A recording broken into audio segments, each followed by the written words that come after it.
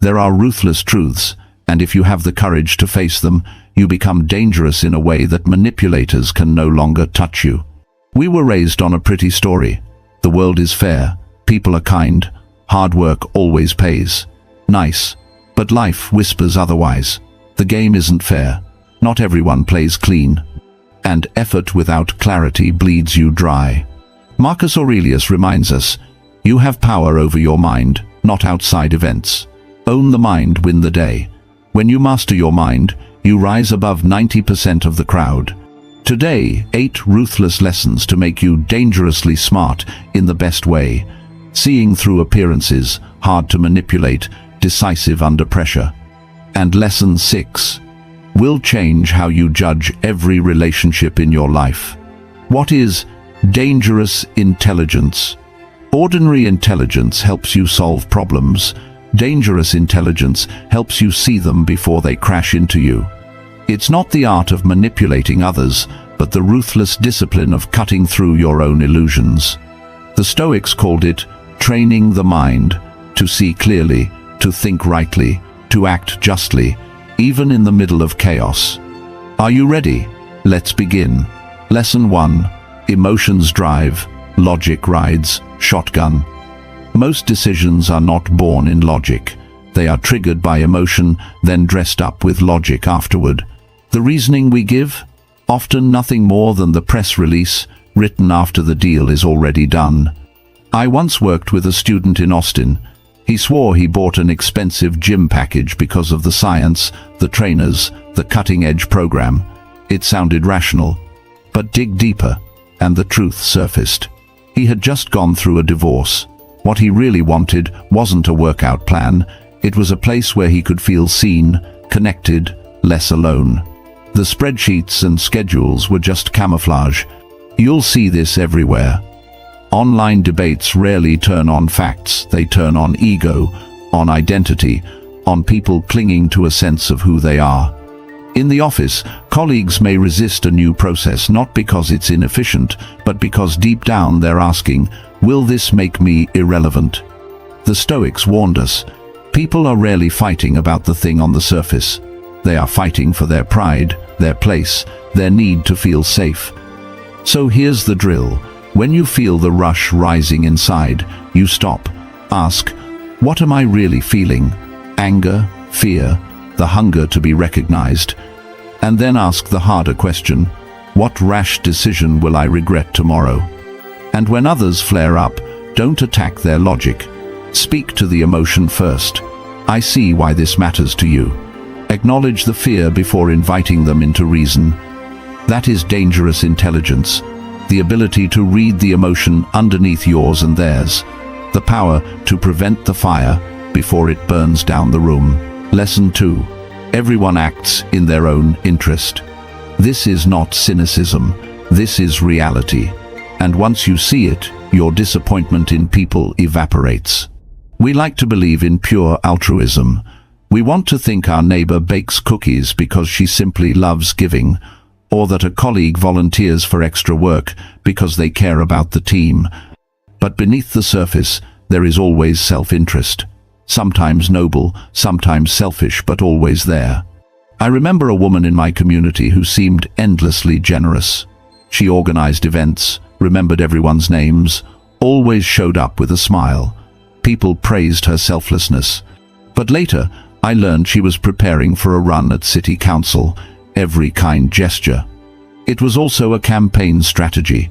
The warmth was real, but so was the ambition. And here's the shift. Once I understood her motives, I stopped feeling tricked. I respected her more, because she was smart enough to align her own goals with service to others. That's the Stoic lesson. Self-interest is not evil, it's human nature. Marcus Aurelius himself admitted that even his service to Rome was also service to his own sense of duty and honor. Seneca warned us, expecting people to act against their interests is like fighting gravity, pointless. So what do? We stop asking, why are they so selfish? Instead, we ask, what do they really want here? And then we align. We find the overlap. We build agreements where both sides benefit, instead of demanding sacrifices that can't last.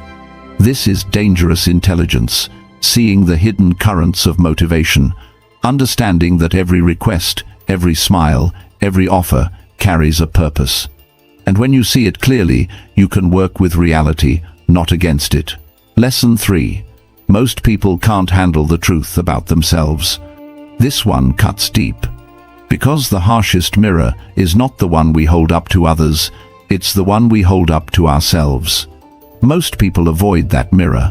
They build stories, excuses, elaborate defenses, anything to protect the fragile image they've constructed. And that's why they stay stuck in the same mistakes, the same cycles, year after year.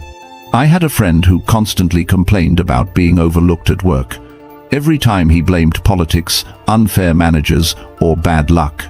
But when I pointed out his lateness, his missed deadlines, his constant clashes with the team, he snapped back. "You don't understand the situation." His mind wasn't seeking truth, it was seeking protection. The Stoics called this self-deception a kind of slavery. Because if you can't see your own part in the problem, you'll never hold the power to change it. Marcus Aurelius wrote endlessly about this, questioning his motives, confronting his flaws, disciplining his ego. Why? Because truth, however painful, is the only ground solid enough to build on. So here's the test. Ask yourself, what truth am I avoiding? What feedback do I dismiss too quickly? Where am I deceiving myself because the reality is uncomfortable? These are brutal questions, but they set you free. Most people surround themselves with yes men, with echoes of their own illusions. But the dangerous mind seeks the opposite. It seeks the piercing voice that says, "You're wrong here, fix it." That is strength, because when you can face your own flaws without flinching, you become untouchable. While others are trapped in their comforting lies, you are already evolving. Lesson 4. Your success will make some people hate you. Strange, isn't it?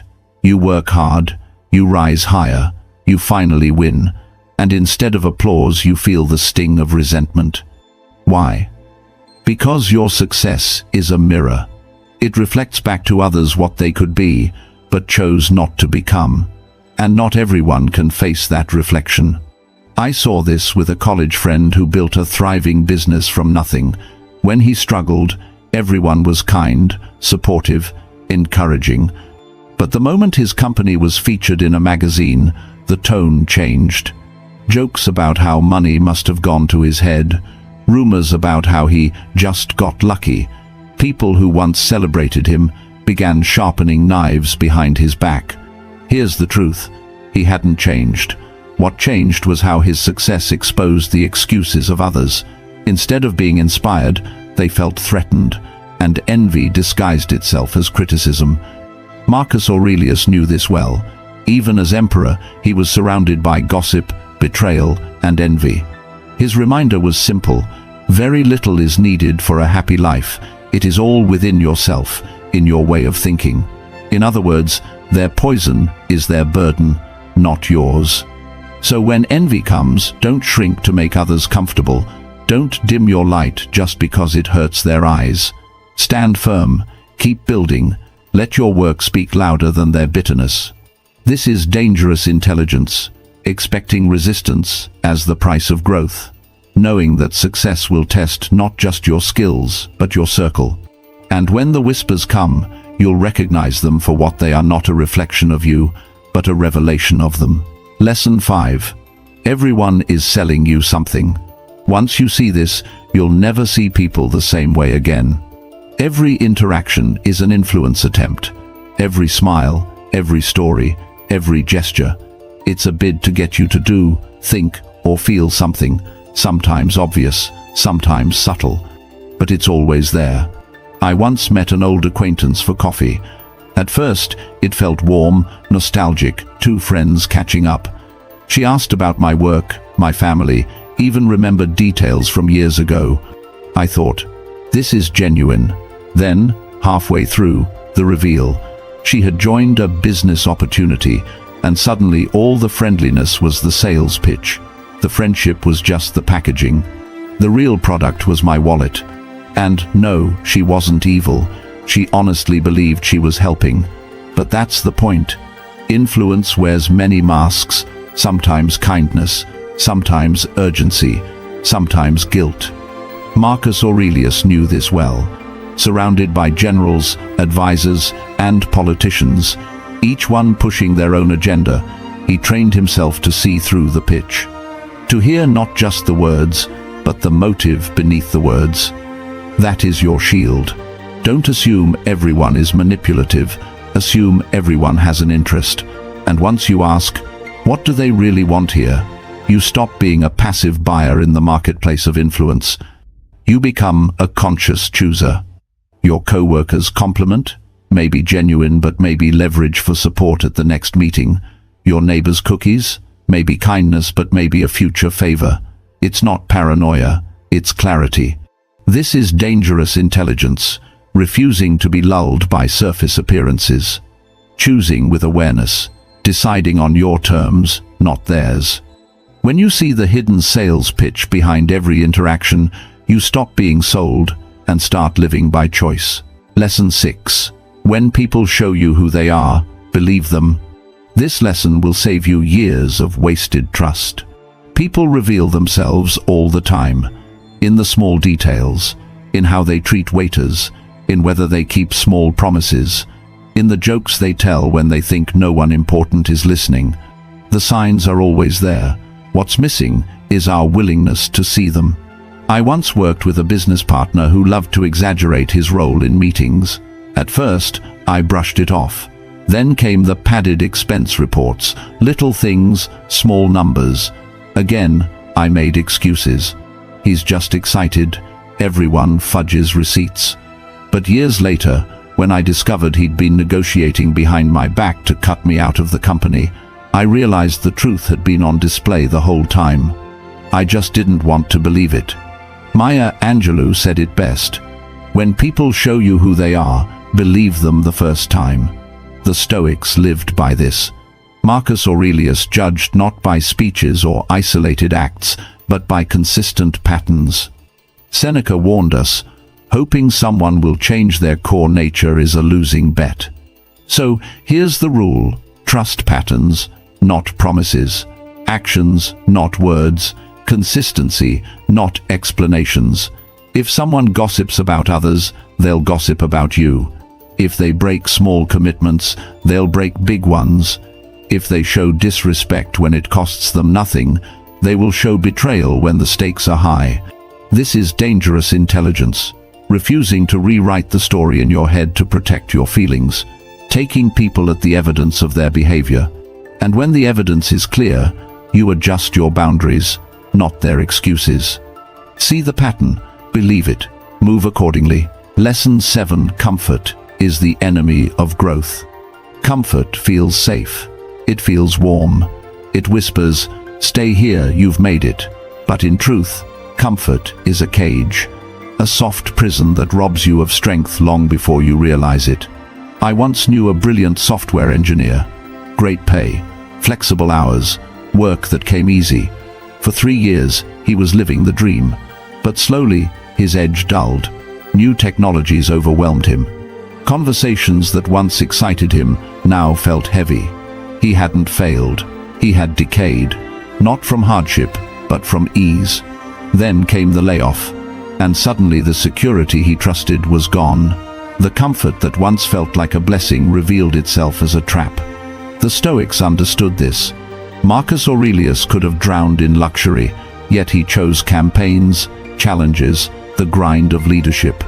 Seneca practiced voluntary discomfort, sleeping on the floor, eating simple meals because he knew, if you only accept ease, you will collapse when hardship arrives. So how do we fight back? We choose difficulty on purpose, speak up when silence is safer, learn the skill that intimidates you, train the body when the couch is calling. Every time you push into discomfort, you sharpen your blade. Here's the paradox. Comfort kills more dreams than failure ever will, because failure at least teaches. Comfort teaches nothing except how to stay the same. Dangerous intelligence means spotting this trap early. It means asking, Where am I choosing safety over growth? What am I avoiding because it feels hard? And then, stepping straight toward it. Because while most people are lulled to sleep by comfort, you will be awake, alive, and rising. Lesson 8. You're going to die, and most of your worries mean nothing. This is the final lesson, the most ruthless and the most liberating. Death is not a possibility. It is the only certainty.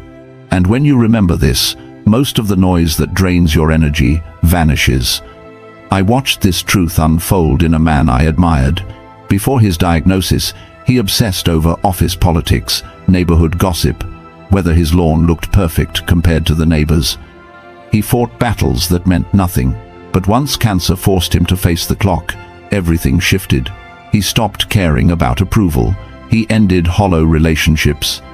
He gave his time only to what brought joy, love, and meaning. Ironically, he became freer, happier, more alive, even as his days grew short. The Stoics called this memento mori, remember death. Not to be morbid, but to focus.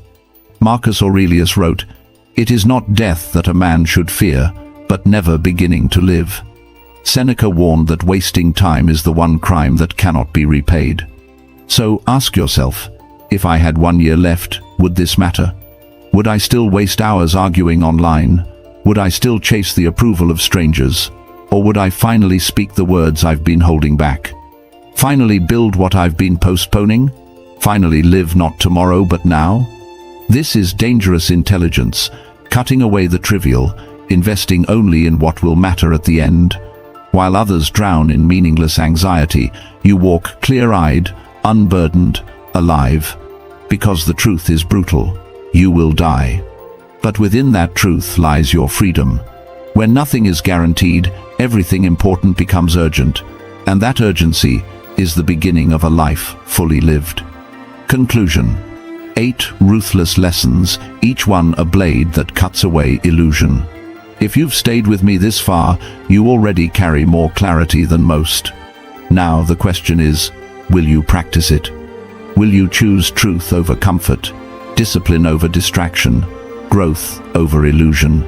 If this journey speaks to you, share it, like it, subscribe,